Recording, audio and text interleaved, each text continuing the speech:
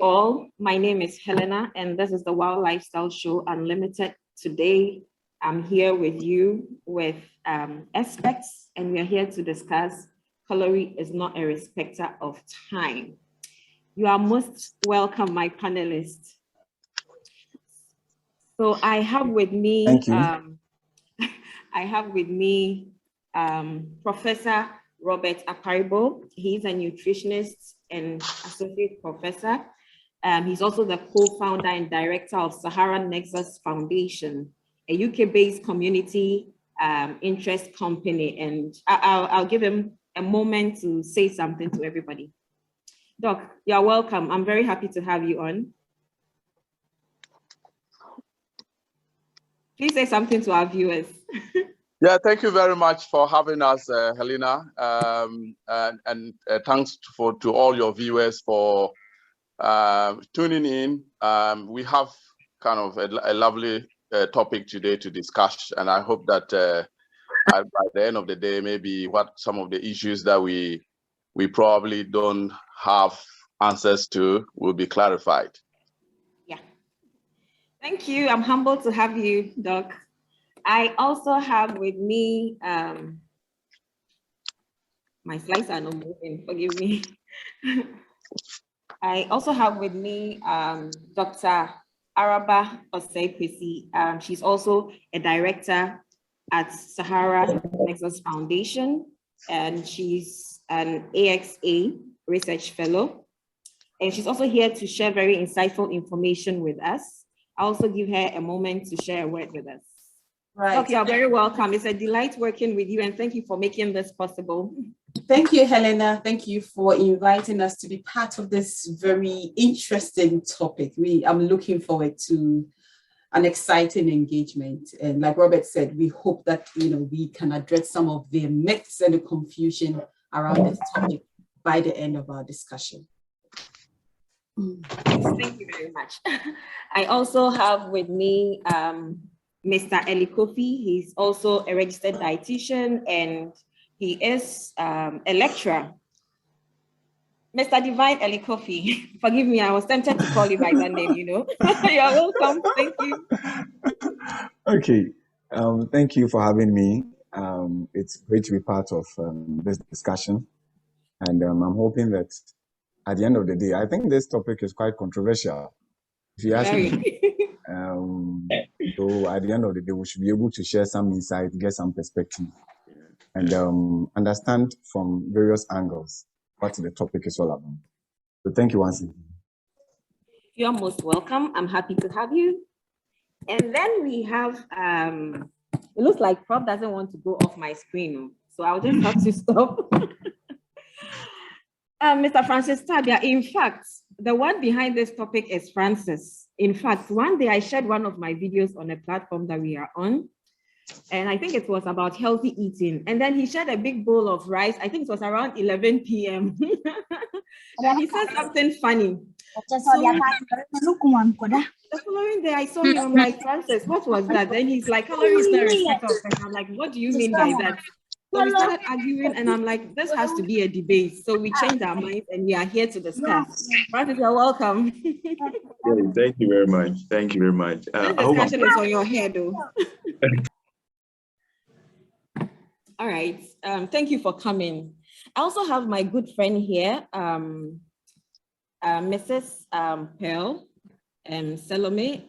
She is a registered dietitian nutritionist, and she's an expert in taking care of children, and we work with her closely because, this discussion is powered by Comfort Legacy Foundation. We are supported by Sahara Nutrition and Goodman Lubricants Limited. And we support malnourished children, and Pearl takes care of children. And we are happy that you are helping a lot with these malnourished children. It's really a pity when you see these kinds of children. Pearl, you are welcome. Thank you. Thank you. Yeah. Would you like to say something to the viewers? Well, I'm glad to be here, and like Francis said, it's a very controversial topic, and I'm looking forward to how it's going to end. It will end well. Yeah. It will end well. Yeah. So yes, we set the ball rolling. Before we go deep into the topic, I think it's only fair that we let people understand the topic. I know people, when I shared the flyer, people got in touch with me and they were like, what is the meaning of calories in respect of time?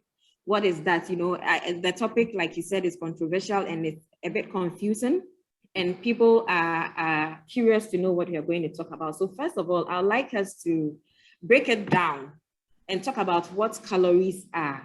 So if we say calories, what do we mean? And to the layperson, how can we make them understand? I think Pearl can start with what calorie is, and then we can go further. Okay, so good afternoon to our viewers all over the world once again. So calories basically is the energy we get from foods that we take in. So after digestion has taken place, the energy that you get from the food you have consumed, that is basically what calories are. Okay. Yeah. So I think that to the grandmother, to the banker, I don't know whether it goes down well with them, to my brothers, to the biochemists, to the advertisers, we have different kinds of people. How do we break this down to them so that they can understand what calories are? So Mr. Divine, Ellie Coffee, could you please break that down for us?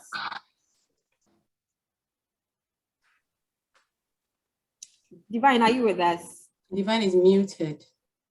Oh, Divine, I think you are Okay, muted. can you hear me now? Yes. Yes. Okay, thank you very much. I think she's giving a scientific definition to it. And in simple terms, what I guess everybody, maybe any other person who sees calories, basically what comes to mind is food. Our understanding is that we are getting calories from the food we are eating. So to the layman, if we talk about calories, is food. What are we when we talk about calories? So reduce your calories. The first thing that comes to mind is reduce your food. Increase your calories, increase the amount of food you are eating. So the scientific aspect, as has been explained, but in a simplistic term, we could say what we are getting, the energy we are getting from food. And in everyday language, whenever we buy maybe a canned product or any product that is packaged, we see calories written on it. So that is to tell you how much energy, what you are getting after taking that particular product. So if you take oats, so they write, okay, 100 grams, let's say 100 calories per 100 gram, or let's say 1,000 calories per 100 grams. It means that if you pick 100 grams of that oats and you cook it, at the end of the day, I mean, granted, you are not adding any other thing because if you add sugar, it would add to the calories and all that. So if you just take the oat and you cook 100 grams, it means you are getting 1,000 calories. Amount of energy you get out of that is what we call calories. So in a very simple term, as I can say, it's what we are getting from the energy we are getting from the food we eat, and what we see on the labels that products that we buy. Do we even read labels? I think we should save that one too for another day and educate people about how to read labels and what it means, what it should mean to them, and what it does to their nutritional status and their health. And okay, so we have said that, let's say if you take 100 grams, you're going to get about 1,000 calories. Okay, you've also said energy, so at least people are familiar with energy. So what does it mean to have that amount of energy? So I know that I've taken a bottle of orange juice and I'm getting like maybe 1,000 calories. What does it mean for me? That 1,000 calories, what does it mean for me? I think that is what I'm trying to get, all our followers or our viewers to understand. So do I go ahead? Yes, please go ahead. I just want you to clarify. Okay, so that means is the measure of energy. So let's say calorie is basically the unit for measurement of energy. So if I take banku, let me take oats, because you are looking at international audience. Somebody will ask, which one is banku? So if you take oats, for example, and then you prepare it, you cook it, and then you eat. it breaks down, is digested, and then the body uses it. There's energy that is produced out of it. That is what gives us the capacity to, in fact, as I'm speaking right now, it is a rice I have eaten this afternoon. After the digestion, please, it was rice. After digestion took place, it's breaking down, and then it goes through some processes to be able to give me energy, be able to speak. So that energy, that unit that is used to measure the energy, is what we are calling calorie. So the more energy you have, then that is coming out of the food, then we are saying that that's the more calories you are getting out. Okay. I hope all that right. is very clear. I think it's better. I mean, people should be fine. The layperson should be fine with this clarification. So I just want us to know. So we've said calories, all right. You've mentioned bangkun. I've mentioned orange juice. Someone may be wondering, how do I get calories, or what are the sources of calories? So I want us to just help our followers have an idea what the sources of calories are. Dr. Hiba, if you could help us with that. Yes, thank you, Helena. And thank you, Divine, for breaking it down for us. So the sources of calories are numerous. Carbohydrates, proteins, fats. And when we say carbohydrates, what are the carbohydrate sources? So our grains, rice, millet, sorghum, our staples, our starchy staples. So our yams, our plantain, our cocoyam, our legumes. A lot of the times, most people don't think that legumes contain carbohydrates. Most people think of legumes as just protein sources, but our beans, our cowpea, our dairy products, our fruits and vegetables, all of these contain calories. Animal proteins, so our meat, our fish, eggs, all of that contain calories in different amounts. Then we have something also called empty calories. So these are just those foods that give us just calories, but little or no other nutrients like vitamins or minerals and things like that.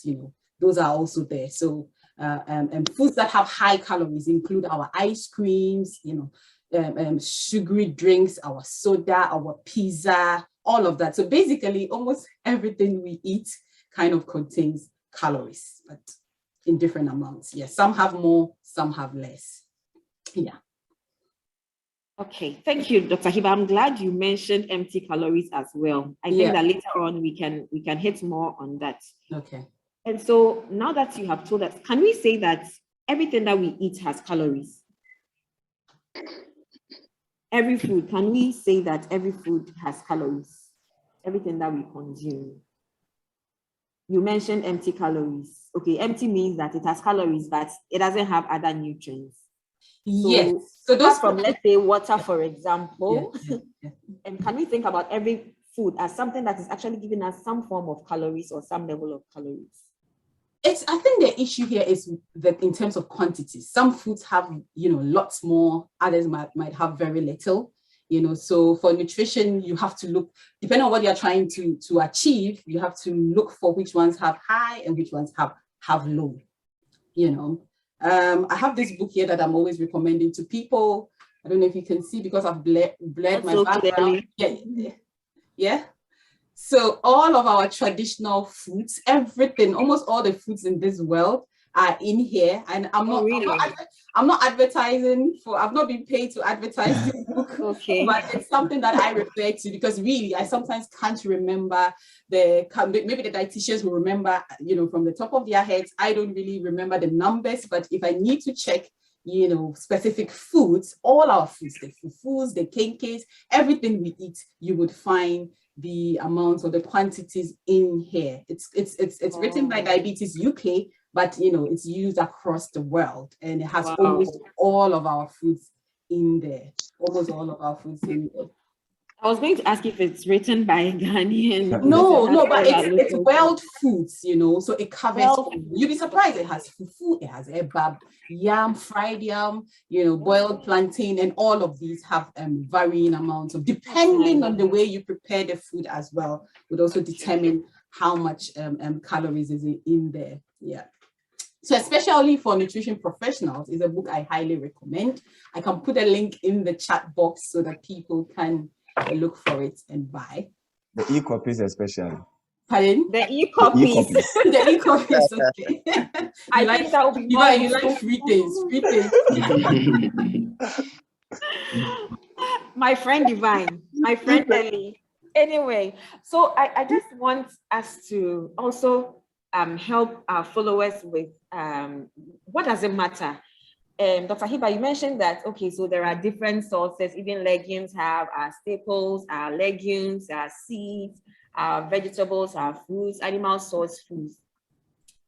How does the source matter to all of us? Dr. Rob, for the purpose of this meeting, I'll be calling you Dr. Rob. And please can you help us with how it matters to us, how the sources of calories matter to us? I think you should just call me Rob. I mean, Rob. Yeah. All right. I was just going to say before I talk about how it matters, if the Ghanaian team, if there is any book that you think it will be also useful for us to know, you can recommend it also. But I think the book Hiba is recommending is really very, very useful. But of course, if we have locally produced books, it will be good for you to recommend to people, and we are all happy to have copies. Okay, so let me go back a little bit to say that every person has the number or the amount of calories you need in a day. So for women, you have around 2,000 calories, or sometimes it's measured in kilocalories. So so 2,000 kilocalories. And for men, it's about 2,500 kilocalories. And these values can vary depending on one's age, the size, and also the level of physical activity. So we need to understand this in that context before we move on to say, does it matter?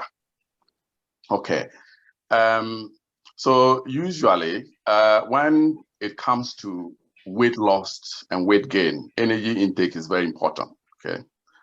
And usually the general view around energy intake is that calorie is a calorie. It doesn't matter where it's coming from. Okay, so I think that's where the debate started. So calorie is calorie regardless of where it comes from, whether it comes from protein, fat, or carbohydrates. But of course, Hiba has mentioned a wide range of foods, but the major ones that we should be talking about in terms of calorie is protein foods that are rich in protein, fats, and carbohydrates. Of course, the minerals and the vitamins, we are not concerned about that. What we are concerned about in terms of calorie is protein, fats, or carbohydrates. So it doesn't matter any of these foods. So that's where it comes from. Now, the argument is about glycemic index and load. And I think our dietitians here can break that down. The dietitians are very, very usually pay attention to food glycemic index or food glycemic load. That is how quickly and how much it increases your blood glucose level, right? Yes. So a rise in blood glucose triggers the release of insulin. I think I'm going too deep into science, but of course, we can break that down. And then this in turn kind of influences energy metabolism. So I think that's the most important things. And of course, storage of excess fats and energy. Okay. So there's some evidence, and I'm a researcher, so sometimes we need to look at the evidence also to use to support whatever we are discussing. So there's some evidence to suggest that foods that are lower on the glycemic index or load may be better for keeping blood sugar levels regulated. And the argument is that regardless of the calories, so that's regardless of the calories that those foods contain. But when we are talking about health and body energy balance, then the question what's the question again? Does calories matter? Well, how does the source matter? Yeah, how does the source matter? So so when it comes to health and our body energy balance, yes, the source really matter. Okay. Now I ask you the simple questions. So if every calorie in food were the same, okay, you would not expect to see weight loss. So when I started talk about when it comes to weight loss and weight gain, energy intake is very important. So if every calorie in food were the same, would you not expect to see weight loss and differences among people who eat the same number of calories? So that's the question. I don't think I got the question. If all calorie sources were the same. Yes, if all calories were the same. If you say that if all calories were the same, if every calorie in foods were the same, would you not expect to see weight loss differences among people who eat the same number of calories? So you and I eat the same number of calories, and we are supposed to undergo through weight loss. If the calories are the same, we expect that we would both lose the same weight, isn't it? But that is not thinking that like you said earlier, that the calories depend on, the requirements, for example, depend on the person's age, the gender, and all that. I'm thinking that even if everybody is the same amount, consumes the same amount of calorie, depending on the activity level, unless we are controlling for all that and making sure that. Yes, I don't know whether you are getting my perspective. So there will be confounding factors. So you have 30 minutes more. Yeah. Okay. 1 hour more. Okay. So basically, what I'm trying to say is that it matters where you get your calories from, because that influences the intake of your next calories. So if for example, you have been taking a lot of energy calories from carbohydrate foods, the dietitian will tell you, so they say, today I have taken quite a lot of carbohydrate foods. So that means my calorie intake may exceed what I need, okay? And the dietitian, when you go to a dietitian, they may advise you that you need to switch your food intake, maybe to reduce the amount of carbohydrate and increase the amount of protein, because the calories in proteins are not the same as the calories that are in carbohydrates. Okay, so basically that is what I'm trying to arrive at. And the calories in carbohydrates is not the same as the calories in fats. So they vary and they differ. And there are studies that have looked at so for protein, it is carbohydrates is almost twice that. The calories in protein are almost twice that of the calories in carbohydrates and fats. The other room is Dr. Hiba, can we mute people? I think so I will stop here. And let us be hard on you. We are soft. Don't let us.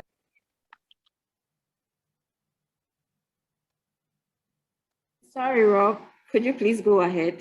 Sorry about that.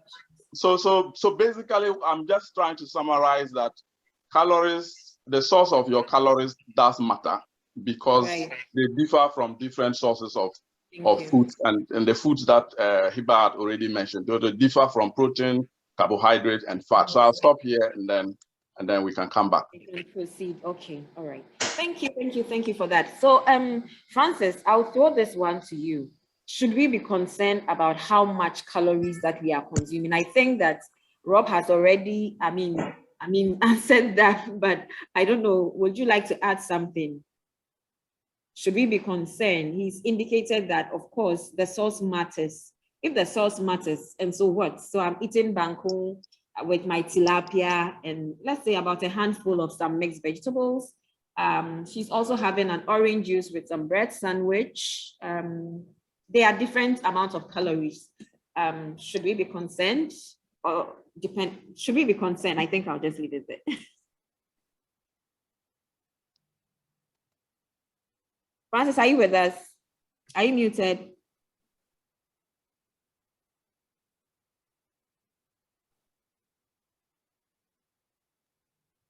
Francis just went.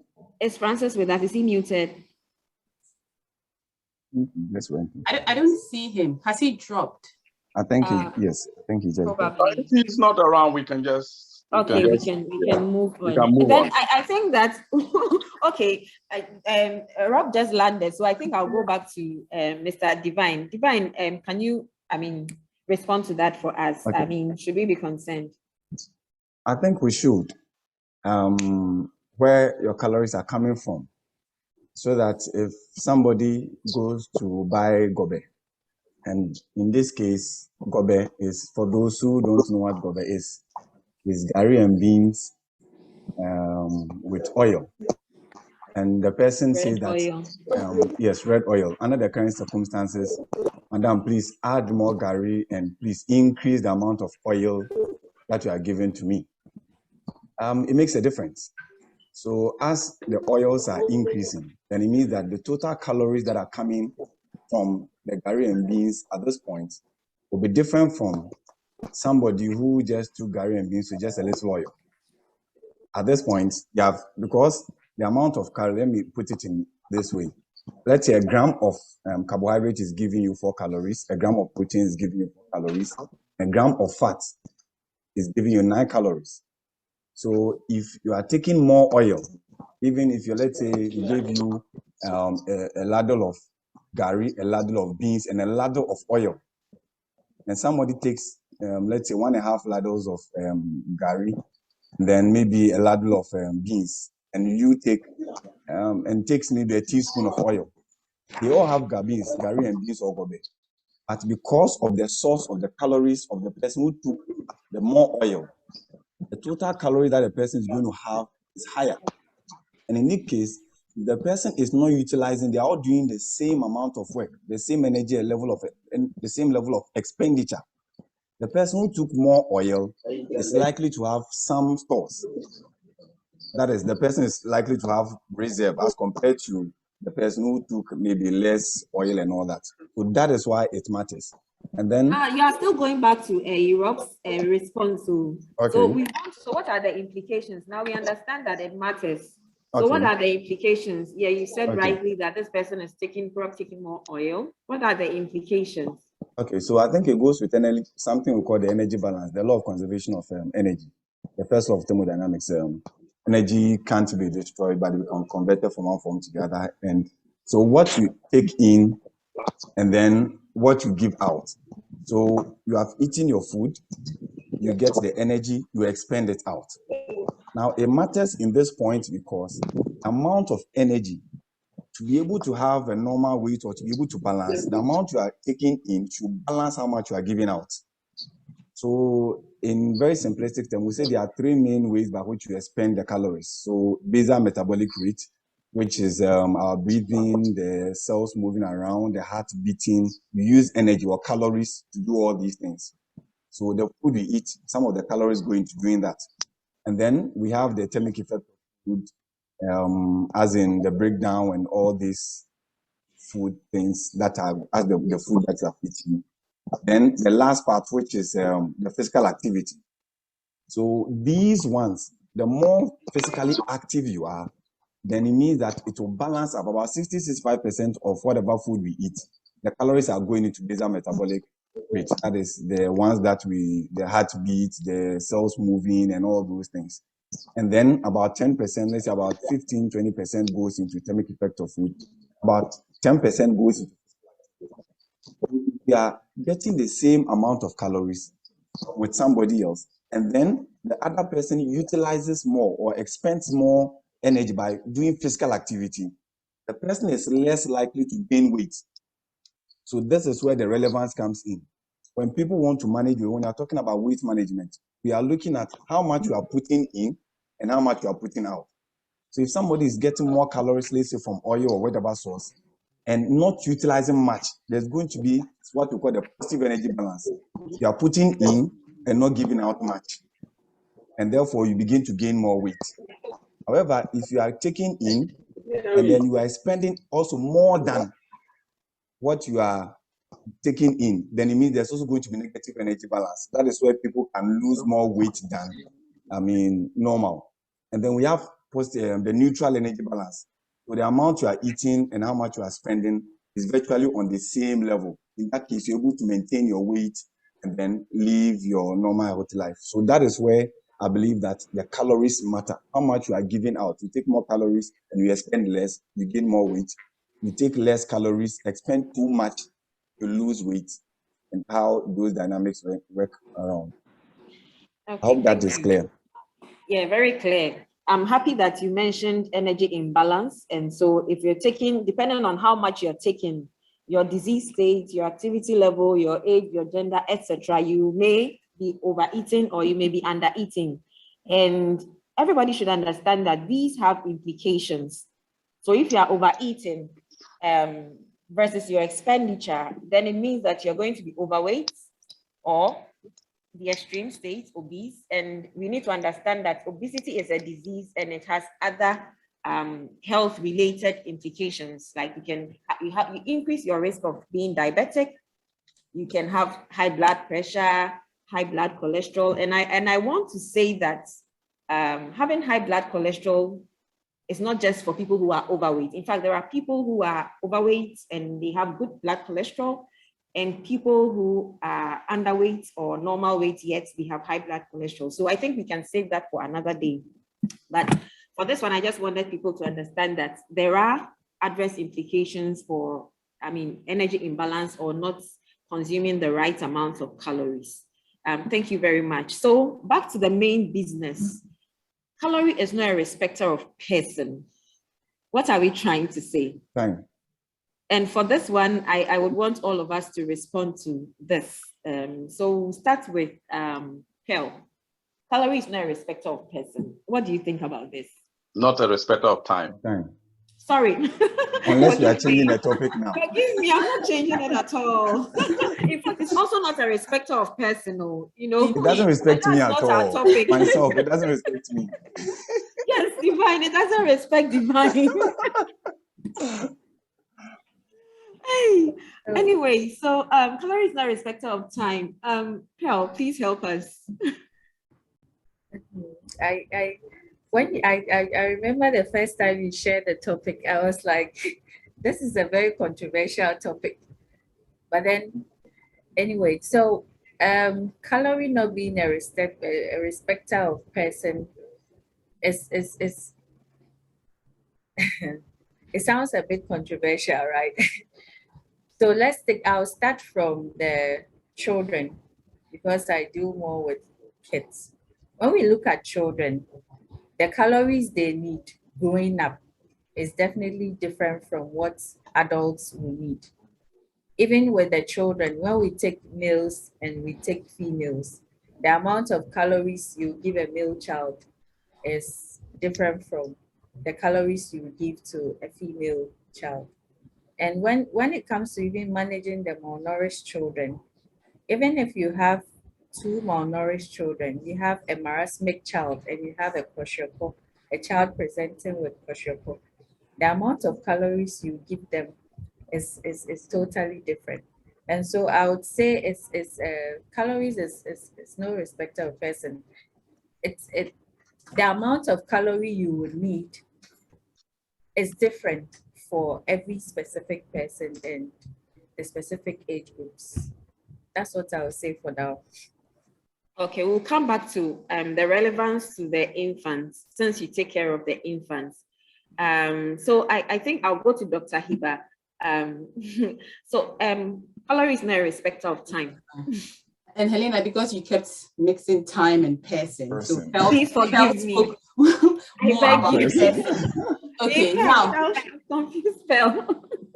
Now, as Pearl clearly indicated, when I also saw the topic, I was like, what is Helena asking us to come and talk about? It was really confusing to me. So yes, as a researcher, I went to dig some evidence. Now, we've already established here that the quality and the quantity, of food, in this case, calories, where it's coming from, can impact on health. But increasingly, and what is also becoming clear, apologies when you do hear any noise, I have some little assistants in the house. What is becoming clear is that the time, when we eat also plays a major role in our health. And I'm going to read to you something I found from the literature. Now, time-restricted feeding or time-restricted eating is a new meal timing strategy where people are asked to eat and drink, all their calories of food within a certain period of time, usually 8 to 12 hours in a day. Okay, there's evidence that suggests that this TRF, the time-restricted feeding, may improve. I'm looking at the paper because I just published it this morning. I just printed it this morning. May improve metabolism and cardiovascular health through optimization of the circadian clock function. When we say circadian clock function, it's just the body's sleeping clock mechanism. Okay, so that has an effect on the way you sleep, and that is how it improves health.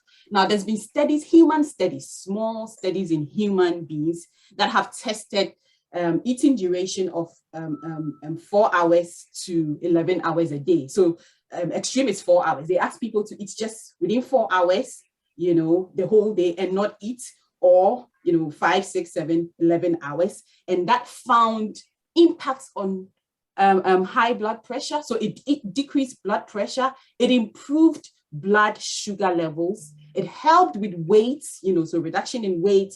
It improved energy levels. It improved sleep, and then it helped with appetite. So I'm going to ask a rhetorical question. It'll be good if people can answer me. Based on this evidence I've just shared, what do people think? Is calorie a respecter of time?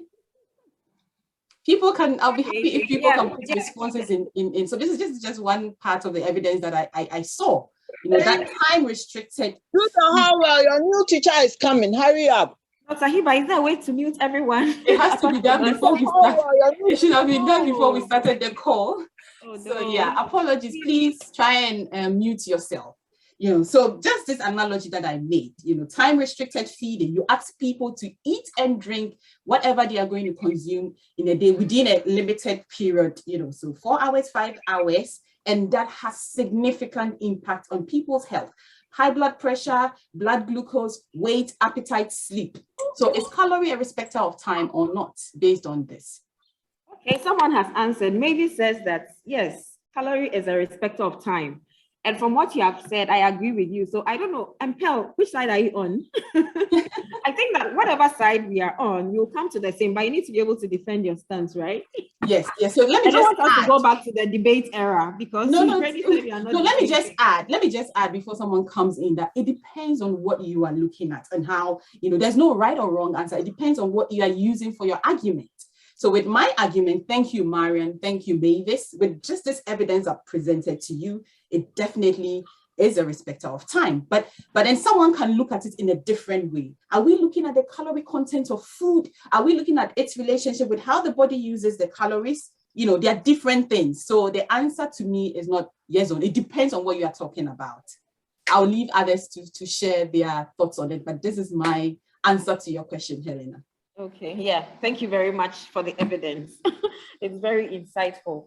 Rob, please tell us what you think. Yeah, I think I agree with Hiba, but then I would just stand by the fact that it is a respecter of time. I'm not going to say it depends on anything. Because we've just been discussing that different foods have different calorie content, okay?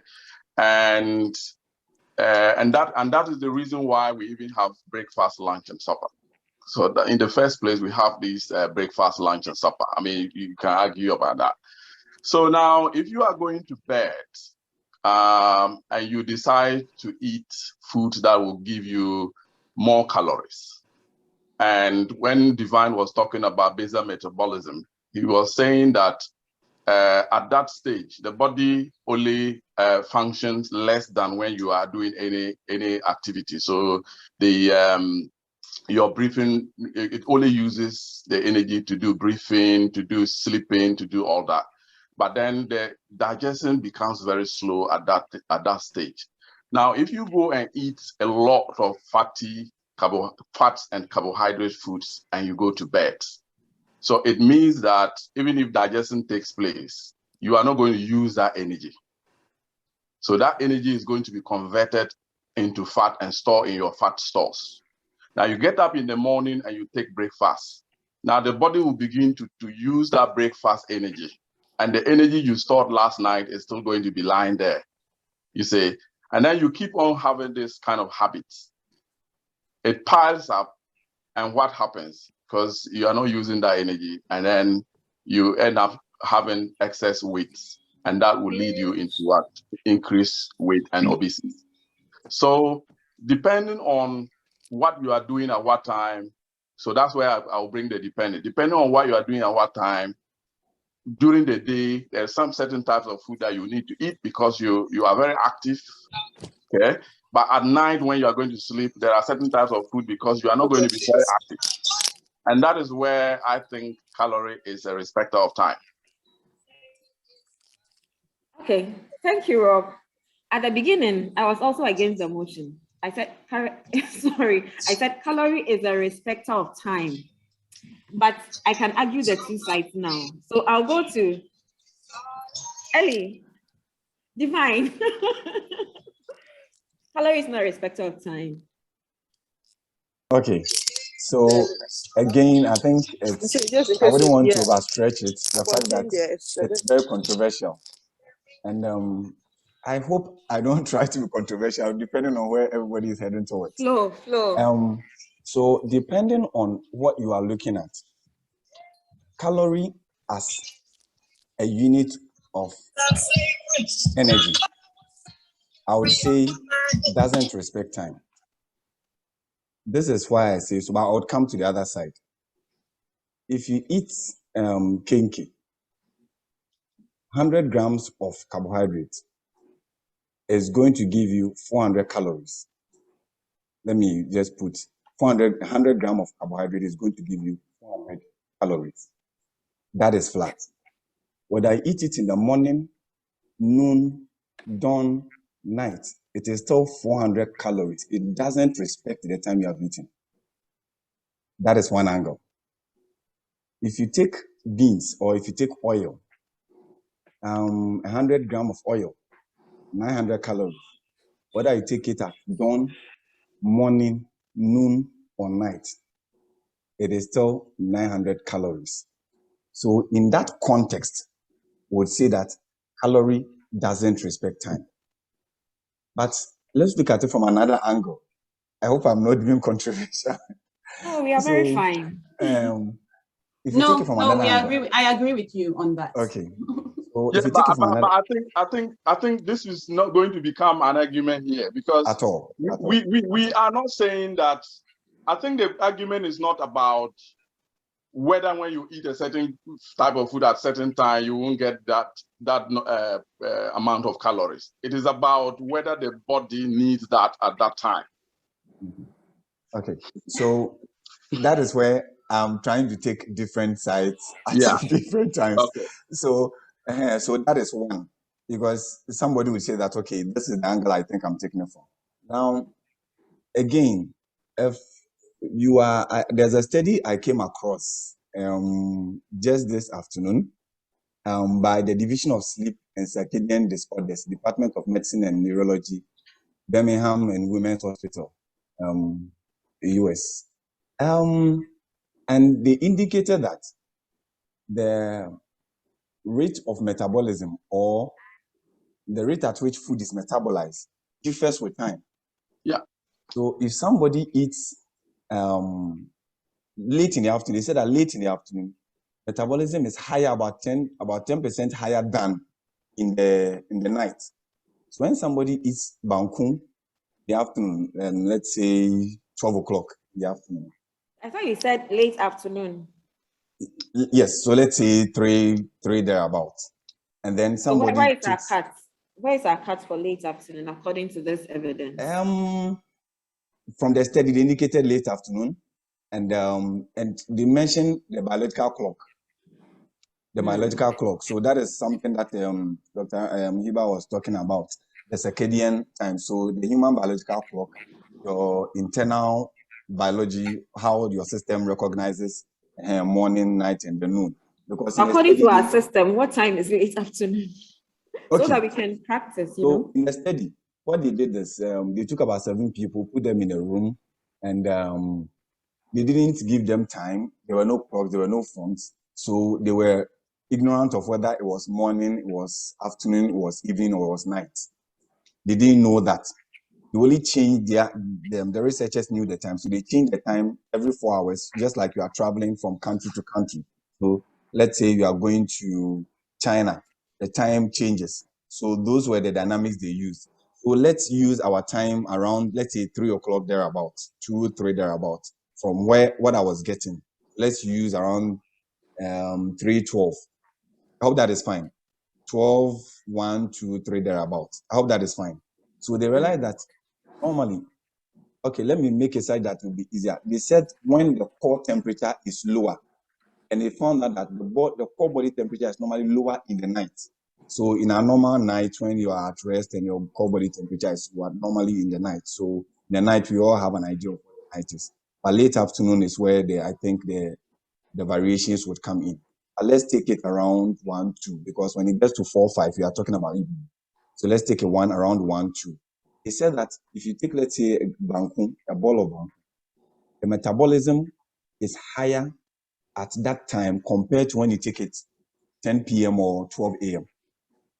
So in that context, calorie in a certain context respects time.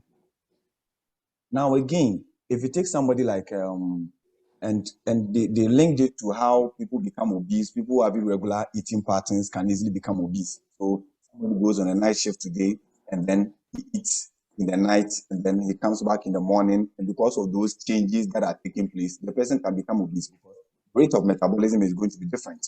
Because if you eat in the afternoon, it's going to be higher. If you eat in the night, it's going to be lower. Therefore, the person is going to pile on more weight as compared to somebody who eats consistently in the afternoon, where the metabolism is constant. Now, let me give an example of somebody who works in the day and somebody who works in the night. Let's say somebody works straight day, 8 a.m. to 5 p.m. Another person works 9 p.m. to 6 a.m. The person who works 8 a.m. to 5 p.m. takes breakfast at 8, takes lunch at 12, takes supper, let's say, at 5. The person who works midnight, night shift worker, takes his breakfast. Lena, maybe you can help me. What time would the person be taking his breakfast if he's working at from 9 p.m.? Sorry, please say it again. Are you talking about an ideal breakfast or just breakfast? Because somebody can just take anything and call anything it at all. Anything at all. Okay. So if he's such a person at this point, because the person is working in the night, although the metabolism will be lower, the person is utilizing that food that he has taken. And therefore, although generally the metabolism is going to be lower, it is going to be different from somebody who works straight day. So somebody who works straight day, works 8 a.m. to 5 p.m. and probably takes something around 10 p.m. and then probably sleeps around 12 and all that. It's going to be different. The energy that is coming from the food is going to be different from somebody who is eating, working throughout the night, and therefore eating around 8 o'clock and even eating 12 midnight and then eating, let's say, 5 a.m. So those are the dynamics. So in that case, we say that a calorie is a respecter of time. So what you are eating, because of the time you are eating, it is going to affect and the work you are doing is going to affect the utilization of it. So somebody sleeps and eats around 10, sleeps around 12, and the person doesn't do any work. And somebody does work throughout the night and sleep and eats, let's say even banku at 12 a.m. Is going to utilize it. So at that point, differences come in. So those are the differences, the dynamics that I can put across. And that is one part of time. Time can also be looked at in the respect of age. We can look at time in respect of age. So time, the number of, when secondary school, they used to ask how many times have you gone around the sun? That is to determine your age. So time factor could be age. Because you didn't state whether, you said calorie is no respect of time. So I'm just looking at it from another side. Calorie, the time is age. Then we can also agree that it's a respecter of time, because as you age, then your rate of metabolism also declines. And therefore, calorie will also be a respecter. And so that is and maybe we'll go to, I think we'll go to That's some what other thing, Helena but I calls think. respecter of person, right? Okay. So calorie is a respecter of age. Calorie Okay. is a respecter of time. Calorie is a respecter of person. Okay. Okay. Thank you very much, Divine. Francis, you are back. Can you hear us? Yes, please. Yes, please. Okay, it's good to have you back. This topic is on your head. So please break it down for us. Calorie is a respecter of time. You are giving me a heavy burden to bear.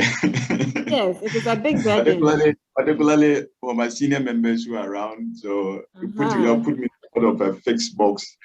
And I'm now wondering how to come out of it. Don't worry, you'll be fine. Yes, but I'll begin with the earlier. I just have to give my thought on what was discussed earlier. Though I was participating at the background, but it was difficult for me to come on board because of network or some other issues. Okay, we've already established that the quantity of food or the calorie get matters, particularly with the source and how the body utilizes it. So it's key for us to be able to bring all of these factors out, particularly now we are speaking to the public, not in the clinical setting. Okay, so it's very, very important. Someone once said that don't eat food that is meant for 4 people unless you have extra 3 people along with you. Okay, so people need to be able to measure what they eat because it determines their weight at the long run. Okay, and we have also talked about the age. Yes, it is also established that once you grow older, the quantity of food you eat should come down. Okay, but in our part of the world, we all agree that it's when you are above 40 that probably you have better job, you have better income, then you start eating somehow to compensate for what you did not get when you were children. I remember being the last born of all the males. If they had, let's say, a fowl to cook in the house, poultry, I end up by taking the legs and then the head.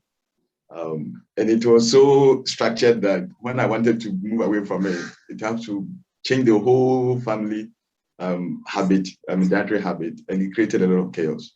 So my dad has to pull me to his side and then give me part of what he used to take.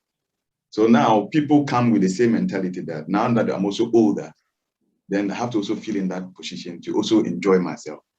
Okay. But it's established that particularly after 30, 40, 50, 60, after every decade, your basic metabolic rate reduces. So meaning that you have to eat less. So one way to gauge yourself locally or personally when you are eating is that look at the 10-year trend. So if every 10 years you realize your food intake is rather increasing, know that you are on the wrong path. So you need to reassess yourself and see how best you can make adjustments. Okay, now coming back to the topic, whether calories are a respecter of time. It is difficult for me to say yes and no. My answer Seriously, is it probably really difficult? I thought you said.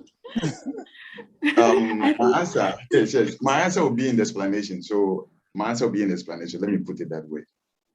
If somebody had come to me in a clinical setting, I would probably assess the person lifestyle, the person dietary habits, the age, and all those things, so that I can say, okay, or possibly even the person's state of health, so that I can now say, okay, do this at this time, do this at this time, that can give you better outcome in terms of your eating habit.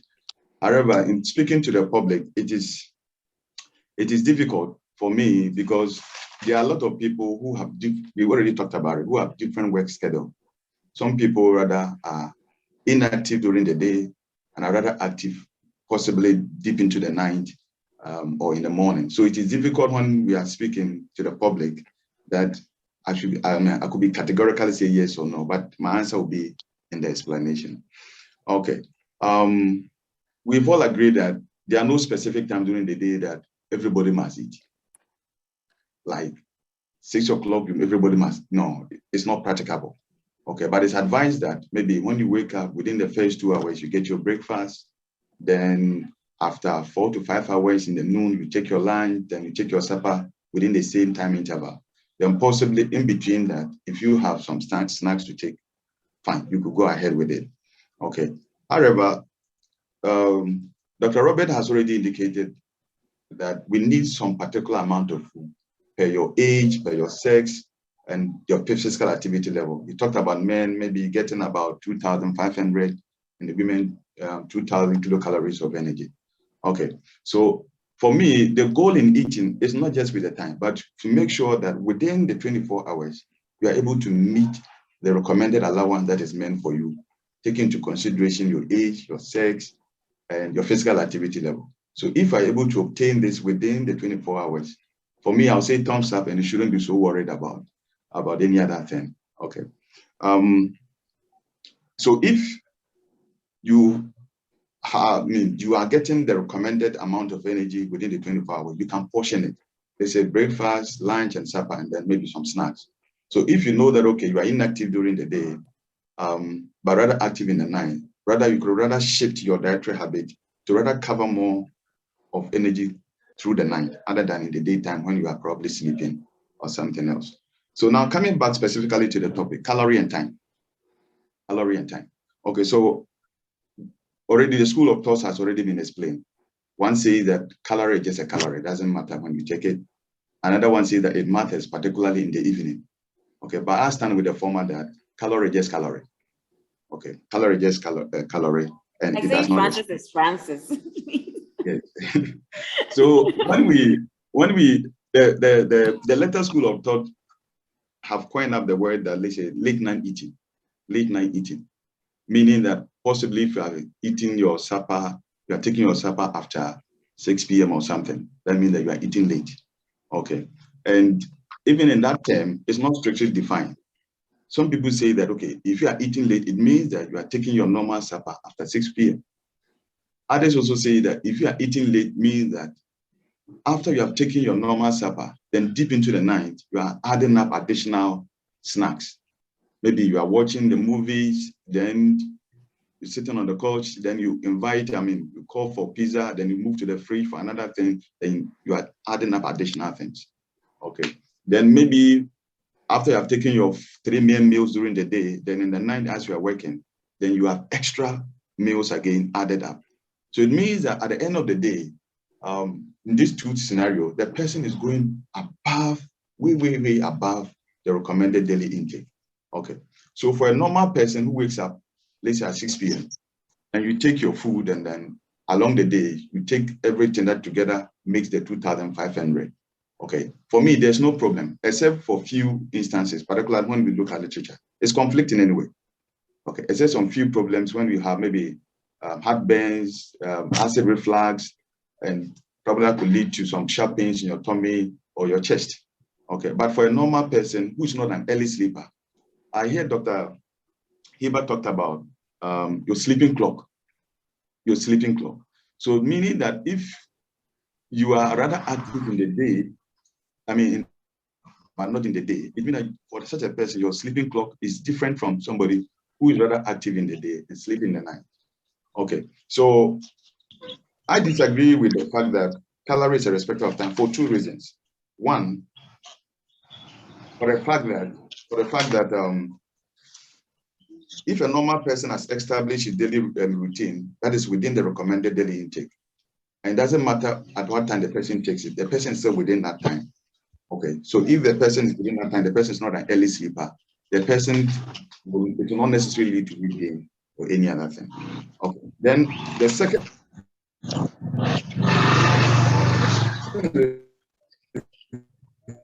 When they said, okay, some noise. Is it your background, Francis? Is it your background? I'm not too sure. I think I'm not too sure. Can see it's not my background. Okay. Okay. So the other meaning of the late night eating is that people are having extra meals or snacks late into the night. Okay. So that one also is not specific to the night. Remember that there are also people who are also multi-snacking, like if there's a way like that, during the day on high energy dense calorie. So it means that if you're also snacking more during the day, you're also going to get the same effect as the person who is snacking more during the night. Because cumulatively, it has up your energy go beyond the recommended intake. So I chanced on some research to conclude. I chanced on some research on that. Okay. And one says that those who eat in the night, they found out that they have elevated level of sugar and fats and other substances in their blood. However, this was only evident scientifically or significantly among early sleepers. That is, people who sleep within the first hour of eating. So this means that for the normal person or the one who eats and probably have long working hours or these things are active before going back to sleep. For instance, I have a weird eating. Elena made mention that around 11 p.m. I was eating rice. Yes, because I sleep somewhere 12 a.m., 1 a.m. So my supper is delayed and I take it way into the night. Okay, I take it way into the night. So this evidence is so strong that is only for early sleepers.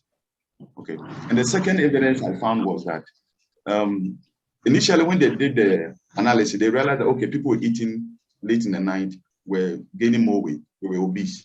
But upon further analysis, it was rather not the night eating, but just the fact that during the night, these people had multiple snacks. There are multiple snacks, some high density snacks like pizza, chocolate, and sugar drinks, in addition to their normal supper. So that caused the weight buildup, but not necessarily the ate in the night. Okay, because society is currently changing.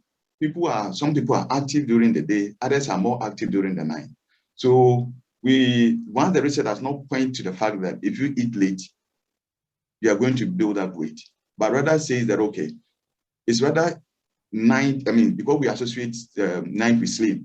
So people who sleep early rather get the weight builds up, or people rather have multiple snacks during the night. They rather have the problem, but not because you eat your allowable amount of energy or calorie within the 24 hours. Right. Okay, so I'll let other people come in before you say anything. All right, Francis, thank you very much. I also want to add that, yes, we are saying that some people work deep into the night, and so people cannot compare themselves to those who are working at night and consuming some amount of food. I also want to add that I think in our part of the world, most people who work at night are sedentary. They are sitting behind their computers and they are working. So how much energy are they going to expend that will warrant the banquet that they are going to have? I also want us to, I wish that we can also let them understand that depending on the amount, the time that they are having, what they are eating is very important. Like we established the importance of the source of calories. It's very important that they are not consuming empty calories. They are not consuming foods that are not nutrient dense, but they are just calorie dense, if I can say that. So I wish that we can establish that for the sake of everyone, so that people don't go about saying that, oh, I'm working late, so I can eat this or that. So yeah. And so we have some questions in the chat box. If anyone has some questions, they can go ahead and send to us. Someone said, let's see. Michael K. says, time of eating is key factor in weight management. As such, calorie is definitely a respecter of time. Frank Apiakusi is also, he's saying that the breathing mechanism during sleep causes muscle contraction and relaxation. These activities burn calories. Yes, so that's BMR, the basal metabolic rate. So we must understand that even when we are not working, we are using energy. Our body is working. And Frank Apiakusi says, okay, he's asking, please, is it always the case one should eat 3 times a day? Okay. And please, who is going to answer the question for us? Please, is it always the case one should eat 3 times in a day? My dear panelists, who will take this for us? I would say it depends on your nutritional needs. And it depends also on your activity level, your age, your health condition. If you are a diabetic and we are trying to manage your sugar levels, we are going to time your meals because we are considering how high or low the sugars will go. We don't want a situation where you'll be having hypos along the way. So it depends on your health condition, your activity level, and then what you also want to achieve for you. Because if it's somebody who is trying to gain weight, obviously it wouldn't be the same for somebody who is on the other side trying to lose weight. So I would say it depends. I wanted to also comment on the calorie being a respecter of time. I think 2 years ago, for the past 2 years, we have the opportunity of screening a group of minors. These are people who work both late in the night and then during the day. But Sorry to interrupt him. interestingly, Francis, can you, okay, he's muted now. Okay. And his video. interestingly, the workers who work late and then those who work during the day, when we did the assessment, checking their cholesterol, weight, etc., it wasn't so different. The markers that we found, even though there were a bit of differences, I'm sure will be due to other confounding factors. It wasn't so huge because of the activities they were involved in. These are minors involved in so much activity. And so there were some of them who were eating their, what we'll call maybe a lunch at 1 a.m. And then What would you comparing call that a to lunch? somebody who has a regular shift, like working between 8 a.m. to probably 5 a.m. When we took the weight of this person, the cholesterol, it wasn't so different. And I would say that it was probably because of the amount of activity that the two different groups were involved in. Please, I hope I'm clear. Okay, Yes. so yeah, I think you are trying to say that this group of people are active people, so it didn't matter what time they were eating their main meals or their Exactly. snacks. Exactly. Okay. So I think say Frank it was saying depends. something. Helena, can I come in? Yeah, sure, please. Okay. Well, I think Francis has exhaustively discussed this topic, and I want to agree with him on some aspects of what he's saying. But I think let's put this discussion in perspective. We are Please, talking we are trying about. to answer a question. Can we finish that if you are adding on? Someone asked the question. So we are trying to address that. Can we I thought please? it was. No, So there was a question that Pearl was responding to, and then she added on. So if you could please answer the question. I think Divine wanted to add to the question, to the, that response. So we normally encourage that you take a breakfast, you take lunch and supper, all things being equal, because we assume that normally within every 4 hours you should empty your bowels and have your stomach walls contracting and relaxing, sending signals to the brain that you're hungry. So you would need to eat something. Because if you say that, okay, somebody would say, okay, I want to eat all my food in the morning. So all the 2,500 that I need, I will take it in the morning. Even if you eat all the 2,500 in the morning, when it gets to afternoon time, you will be hungry. That is digestion. The food is not going to say that, okay, let's sit here and wait. In the afternoon, we release more. Then in the evening, we'll be releasing more. The food will digest in as much as it might take time and go through all the headache and all that. The food will digest, and then your stomach will be empty. And after a certain period, you'll be hungry. So just to be sure that you don't also wait before you to get hungry before you eat, so that anytime your stomach walls will be contracting and all that, the thing that would easily facilitate you getting ulcer and all that. So we encourage that. At least in your breakfast, your lunch, and your supper. So even if you are managing your calories, the total calories, then now look at the amount that you are eating. So if it's 2,000, then you are going to break it down and say that, okay, I'm more active in the day, in the afternoon, and therefore I take more calories in the afternoon, and then maybe little in the morning and very little in the evening.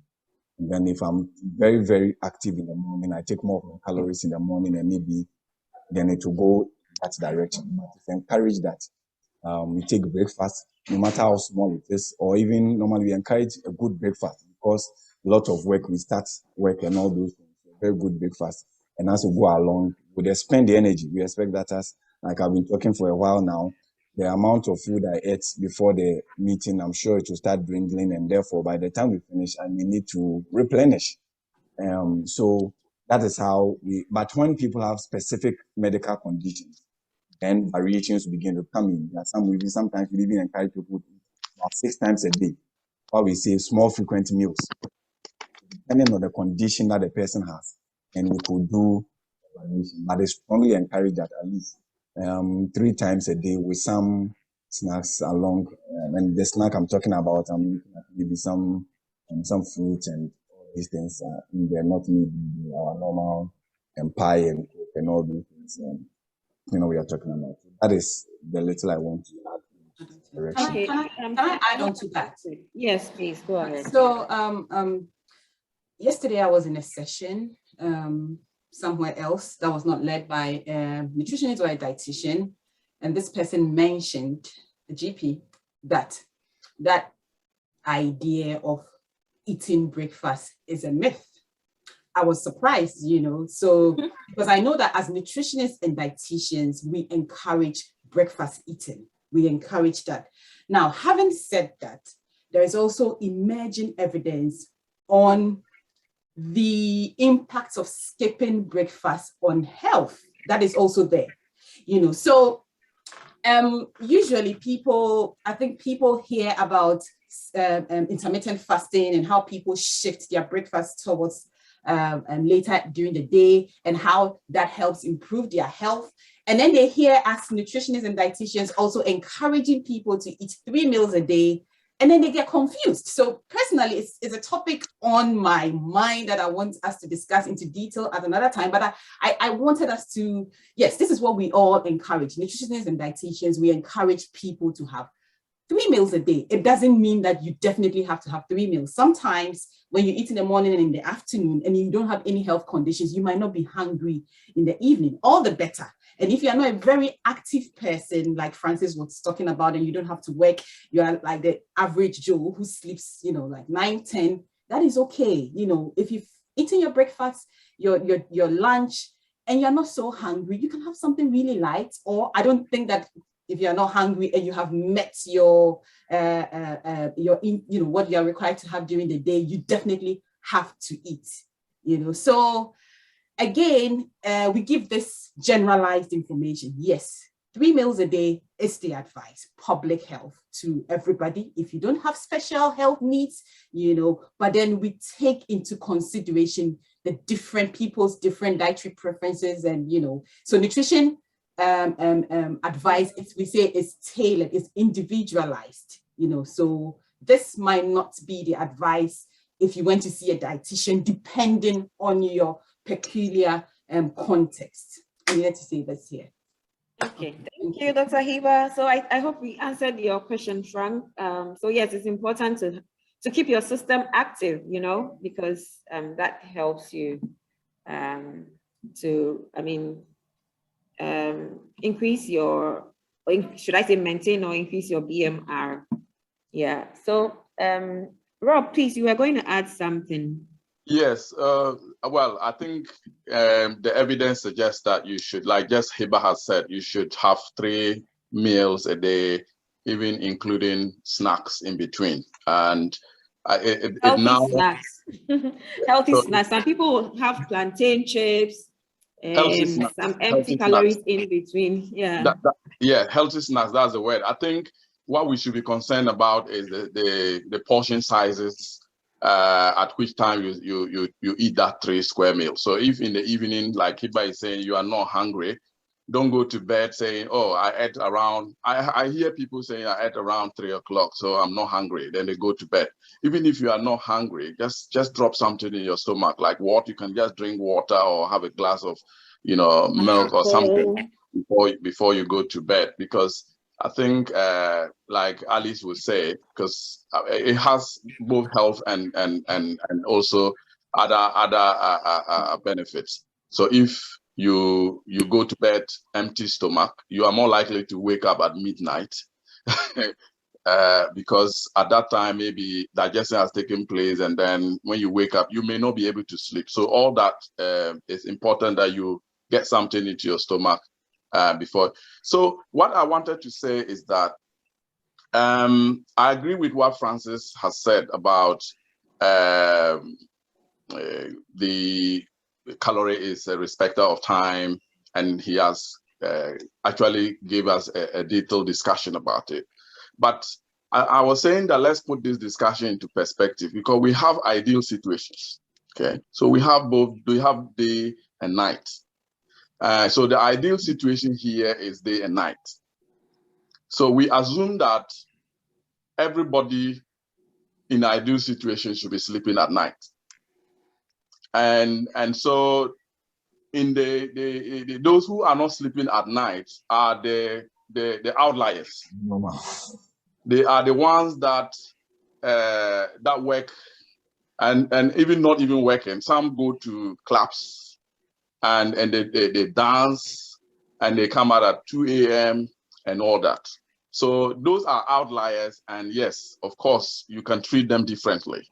So even if Hiba would tell you that the last time we were having this weight management intervention for some ethnic minority groups here, one of our dietitians did say that change your diet if you know you are a night person. So if you are somebody who works night shifts regularly, then change your lunch to be that night, and change your breakfast to be the time that you wake up in the afternoon. So do that. So, but I think we are talking about ideal situations. And if it has ideal situations, that is where our argument comes in. Okay. I think that we are running out of time. So, right. Okay, you are going to add something? So just to add to Robert's ideal situation, I think the point also is the fact that they want to discourage, a lot of us eat in the evenings, the ideal situation, and we don't do much, we go back to sleep. So we are all, I don't want to say early sleepers, but we don't have a lot of events in the evening, after eating, really, there isn't much to do. But your point you made was that for people who don't sleep early, but in the ideal situation, most people will really not do much. I don't know, but really most people don't do much. They just sit around watching TV, sedentary lifestyle, and not really in a very active, lifestyle that could burn any calories. So it was just to add to Robert's ideal situation argument. Even those who work at night, how much energy are they expending? How many people would in our setting? What are the kinds of okay, so let's look at, we have different settings, right? And different people watching us. But I want to use our setting as an example. How many people are going to read at night? How many people are going to carry mortar construct at night? How many people are going to brisk walk as part of their everyday activity? So I think that the focus should be energy balance here. Make sure that you are not consuming more than you are expending, and you are not consuming less than you are expending. I think it is fair to have a balance there so that we are safe. Can I have a cap on this one? Can I have a cap on this one? Sure. Okay. Or Divine will come in first. I think I heard him speak. Oh, no, Divine, why don't you say something? It was just in agreement with what they are saying, the ideal situation. And I think looking at the audience we are looking at, maybe we should stress on the ideal situation, but also remember that there are few people who, again, in the outliers, and you ask which people work. If you worked in a factory before, you understand that these factory workers do a lot. Some of them do a lot of work. And I've worked in a factory where as supervisor, where you see people, the kind of work they are doing, that rice we give to them, and you have to, it doesn't do anything to them. So yes, I think we are looking at a very ideal situation, but in extreme cases, we have people who work in some of these places, and they have to be looked at as well. Okay, thank you. We are running behind time, so I want us to answer the questions here on Zoom. Maybe Facebook, we can respond to them later. So Sinta Ayambiri is asking, if the aim is to not exceed your energy requirements for the day or to be able to utilize the calories, can people who don't take breakfast eat late in the night so that they can have enough calories to cover the morning energy? No, please. I think that we've already answered this one. It's important to spread your meals. It's important to eat your breakfast and have healthy snacks in between your 3 square meals. And there again, it depends on your personal situation. So if you have a peculiar problem, I think that you have to see a registered dietitian or nutritionist. You can get in touch with us if that's necessary. Except if you're doing, okay, I think this is Dr. Hiba. Okay, I think that we need to move on quickly. We are quite behind time. Now that we've all established that calories is not a respecter of time, calories is a respecter of time. I want us to briefly, because of time, briefly talk about the relevance in reference to different categories of people. So for the infants, Pearl, what's your take on infants as far as calories a respecter of time, calories not a respecter of time? What's the relevance as far as the infant is concerned?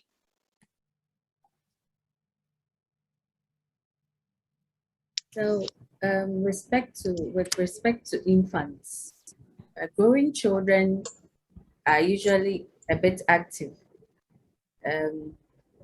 When, for example, you take the preschool group and comparing them with infants, the amount of activity the preschool child will be involved in is a bit higher than the infants. That is those who are below age 2 or below age 12 months.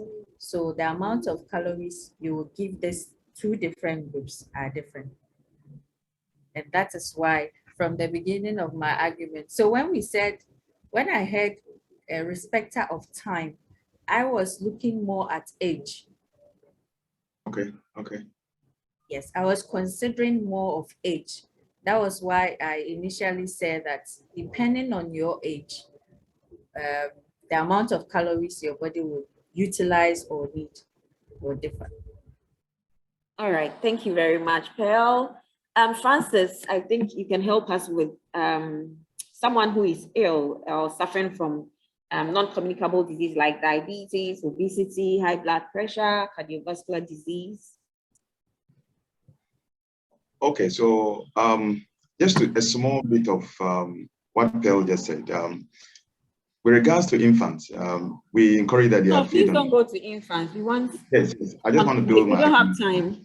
Yes, that they are fed on demand. So for them we could feed them anytime as and when they want food.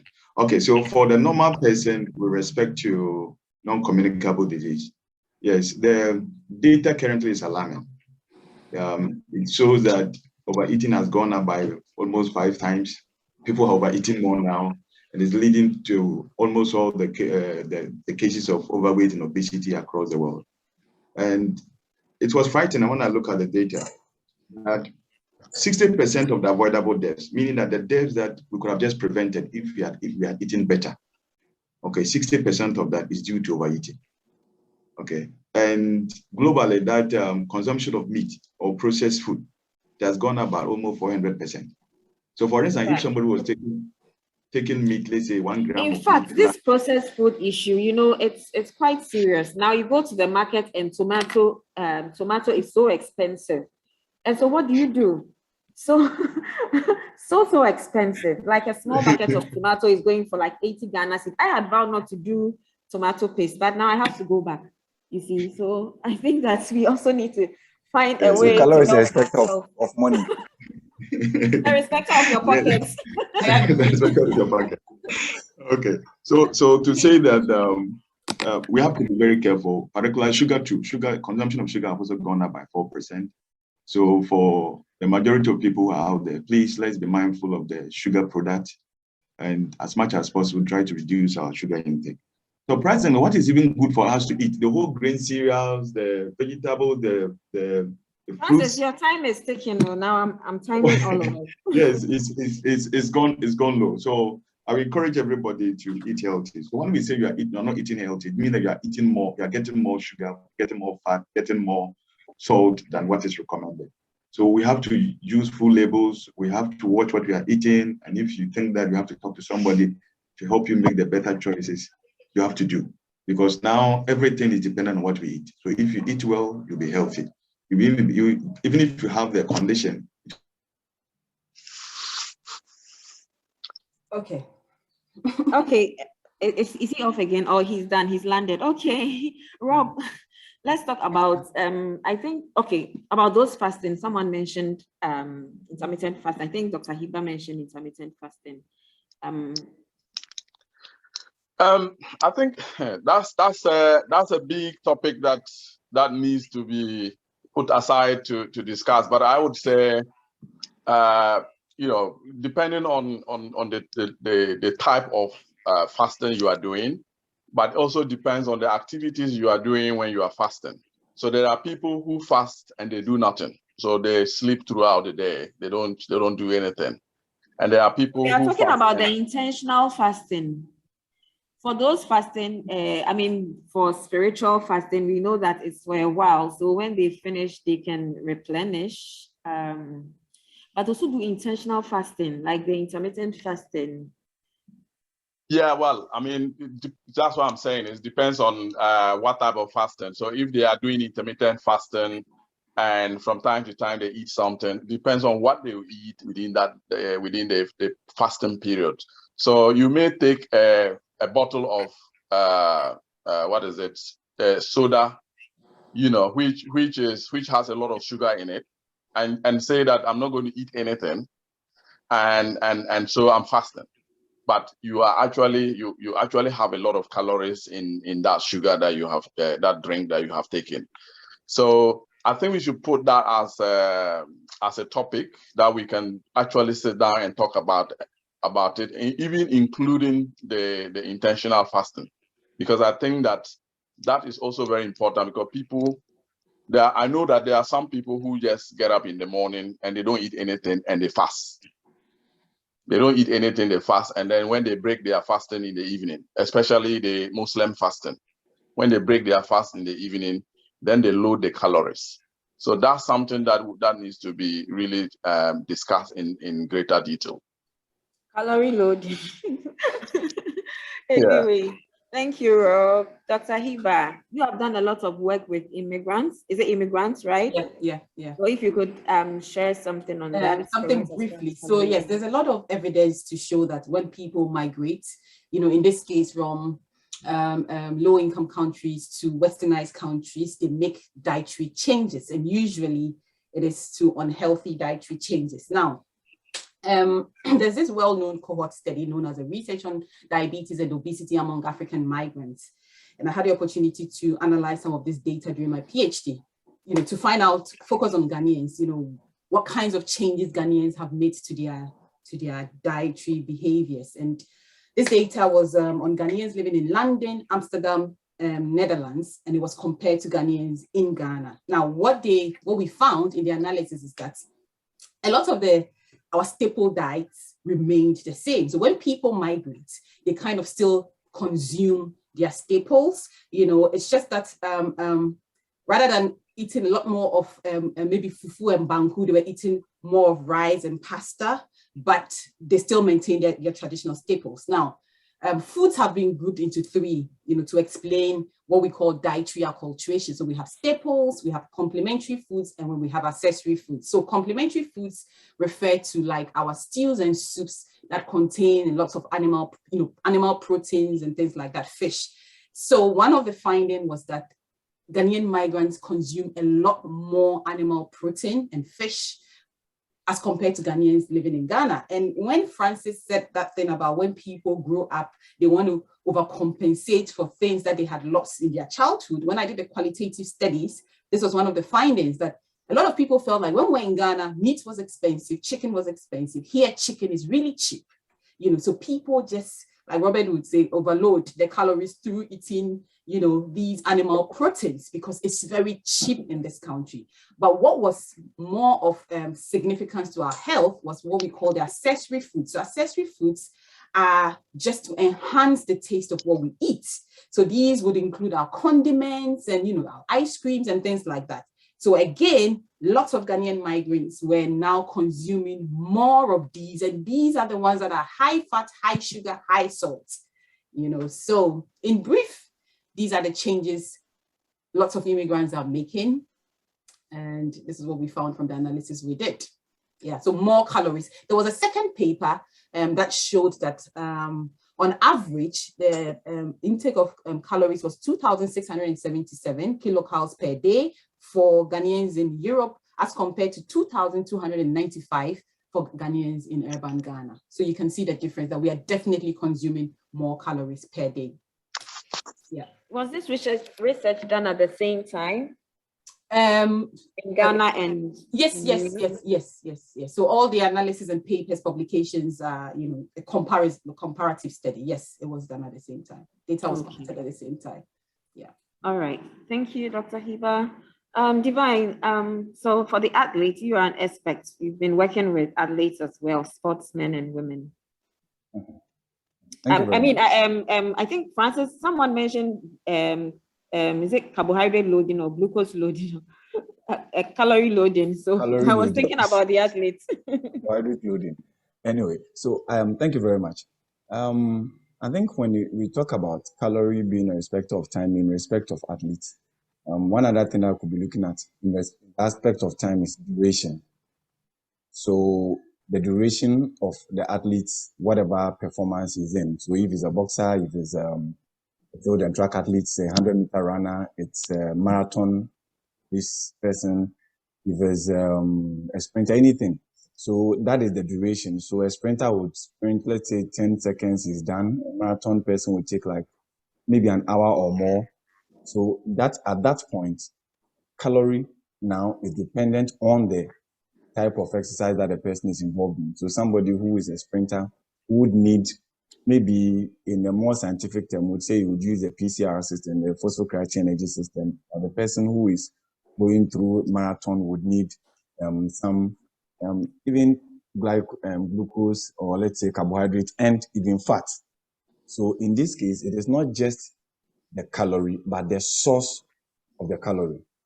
So that for somebody who is running a very long distance, who needs a lot of, that would at a certain point be requiring calories from fat, means that if you are balancing or maybe preparing the person's meal, you have that back of your mind.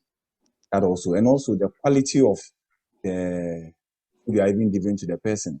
So I think along the line, Dr. Albert mentioned glycemic index. So foods that are very high have very high glycemic index, that is, they raise blood sugar faster, and like there are a lot of the refined carbohydrates and all those things also have a way. There's a research that said that some athletes get into what you call rebound hypoglycemia. So an athlete is going to, let's say a footballer is going to the field and he drinks maybe a very huge amount of glucose because he feels that it's going to give energy. He will go to the field, it will raise the blood sugar very fast, it elicits a lot of insulin, and then the person gets to the field in a short time, then he's now into hypo and easily gets fatigued. So in this context, realize that it also depends on the kind of athlete that is being involved, the kind of athletics or the kind of activity that is involved. So a boxer, a sprinter, a marathon race person, all those things will determine how much calorie the person needs and at which time that you have to give to the person. Thank you. All right, thank you. So I think that we've covered this topic very well. And so I'd like us to go to our final comments or our final take home for our followers and our participants. Yeah, so I think each one of us, Pearl, I think I'll always start with you. Your final words for our followers. Well, I think it's been an interesting conversation we've had, and if not for time, I'm sure I would have loved to go on and on. What I would like to leave with our followers is that NCDs are rising. They are fast rising globally, not just in Ghana, but when you look at the data from all parts of the world, non-communicable diseases are fast rising, and they're strongly linked to our lifestyle, what we eat. So I would encourage people to start taking critical look at what they are consuming. It's very basic, very simple. It's just like how cars work. If you fuel your car and you're driving it more, you use more fuel. But the car is fueled and you are not driving it, you are not using so much fuel. So if you are not a very heavily active person, then you should start looking at what you are consuming. And one thing that usually traditionally happens is that Ghanaians don't consider snacks as food. So somebody may be snacking on plantain chips, Coke, etc., but doesn't consider those things as things that are giving her so much calories. So we should look at the kind of snacks we consume, because like I said, NCDs are on the rise. Very young people are getting stroke, diabetes, kidney diseases, etc. And it's increasing family and households expenditure on health. So we should start looking at the quality of the food, the One portions second. of One second. Thank you. Dr. Hiba, I think someone has thank you, Pearl. Someone has directed a question to you. So before your final words, I want to attach that question too. Yes. He says, Dr. Hiba, do you think there will be any health implications on refugees due to Russian-Ukraine war? Indeed, and I already responded, wherever we have refugees, people who are displaced, you have undernutrition, you have micronutrient deficiency, especially among the vulnerable populations. Who are they? Children, women and pregnant women, and the elderly population. So yes, these are going to happen. Food insecurity, which would also result in all of these issues we are talking about. Definitely a lot of negative health implications. Now, my final words, it might seem a bit controversial, but yes, as much as we are talking so much about calories, I always tell people when we are doing a public health talk, and this is a public health talk, is that, yes, it is important to understand calories. But if you're a lay person, really, I don't think it's your business calculating calories. You should speak to a registered dietitian, speak to a registered nutritionist. You don't need, it's good to have this knowledge. It just helps. But ideally, just eat well. And what is eat well? Have a balanced meal, have a variety. Make sure you have a bit from all the 5 food groups. Have your fruits and vegetables, have your staples, have your fat, have your, we know this. We know what healthy eating is. So that is what we should focus on. And the simplified plates that we have, where we say, have half of your plates with vegetables and fruits, or, have just our portion sizes that is really killing us. Okay. So yes, this is important to us. But at the end of the day, we should look at it holistically. How are we supposed to eat? Variety from all food groups, portion sizes. These are my last words to everybody. Thank you. Thank you, Doc. So, Ellie, have you taken your final divine? Have you taken your final words? No, okay. So I think as again, this is for public consumption. So we want to encourage each and every one of us to understand that most of the things that you have to do, you're an individual. So there are certain conditions that the general counsel we have given, maybe breakfast, lunch, all these things may not apply to you in a particular context. If you have a particular condition, if you are diabetic, you have maybe hypertension and all that, you would have to see your dietitian so that you'll be able to get specific tailor-made counsel for you, meal plan and all that for you. In that case, you may not, yes, you would eat your normal and everything diet and all that. People think that if you see a dietitian, they will restrict your diet. They will say, don't eat this, don't eat that. I think it's not true. If you see a proper dietitian, you would enjoy your meals and still live a healthy life. So let's make sure that if you have specific health condition that is nutrition related, speak to a dietitian. And for every one of us, I think it is very good to be able to eat very well balanced diet. Then make sure that you take adequate amount of food. In Ghana now, people are saying it's very expensive, so they are just going to make sure they are satisfied. Let's make sure we have adequate amount of food in our meals, and it will help us. Thank you very much. Thank you, Divine. Rob. I think they have raised some of the issues, some of my comments, but my last comment is that we need food to live. We need the calories we are talking about to live and for the body to function well and for our metabolism. However, you don't pile them if you don't need them. So just evaluate yourself every day and see, even though Hiba is saying don't calculate, it's not your responsibility to be doing the calculation to see whether you're meeting the calorie you need.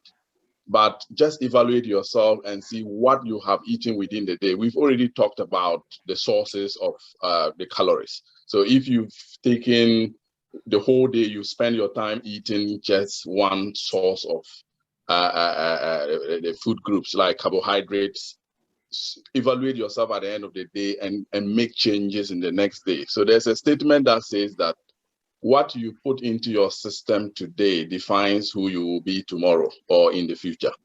So let's start now so that in the future, you don't look back and say, if I had known, I would have.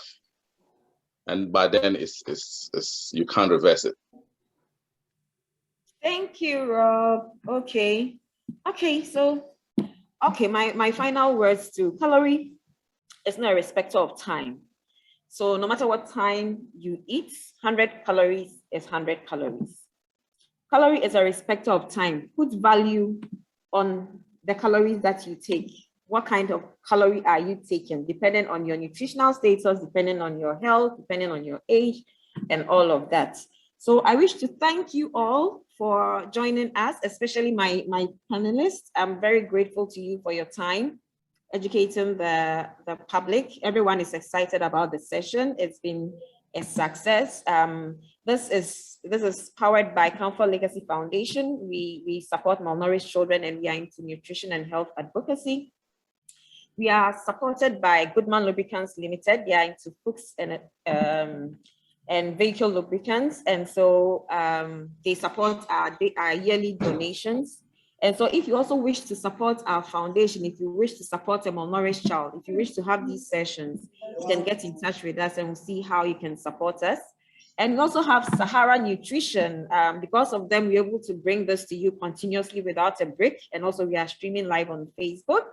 So I'd like either Dr. Hiba or Rob to tell us something about Sahara Nutrition, what you do exactly, so that we can relate well.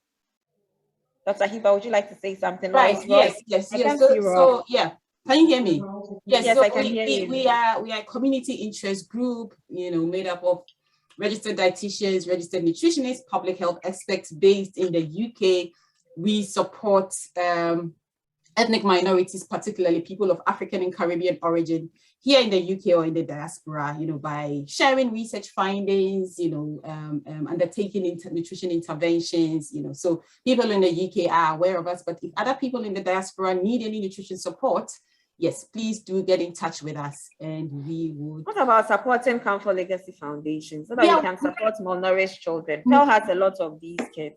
Right. Okay. Yes. So we are going to collaborate. This is a collaboration, Helena. So and individually malnourished already, people. And I'm happy working with you. I really enjoy it. Yes. So we have the same cause of mind. So we have to bring our strengths together and then support our communities. So yeah, Black people here, Black people in Africa, it's the same cause. Yes, Robert. Helena, let me just say that.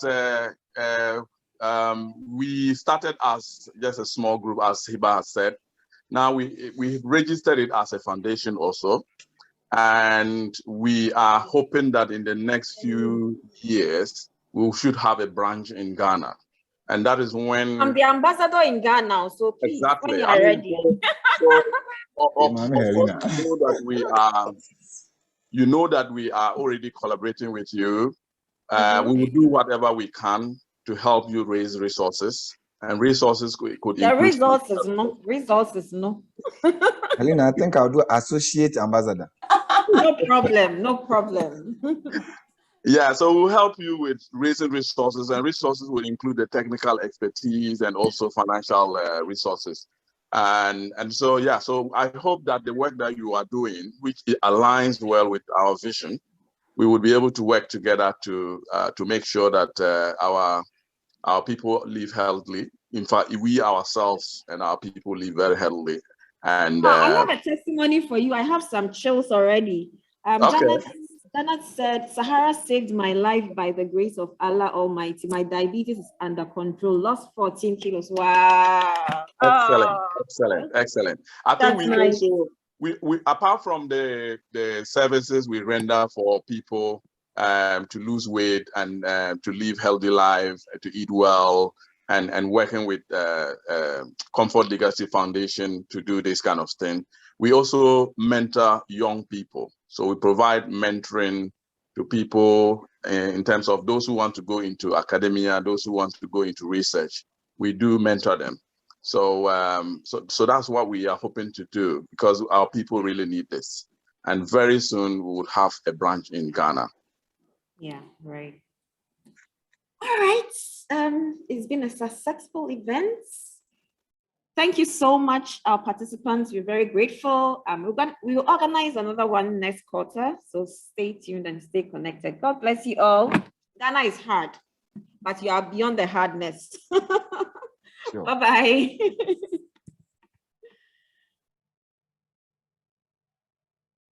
Bye-bye, panelists. See you on the other side.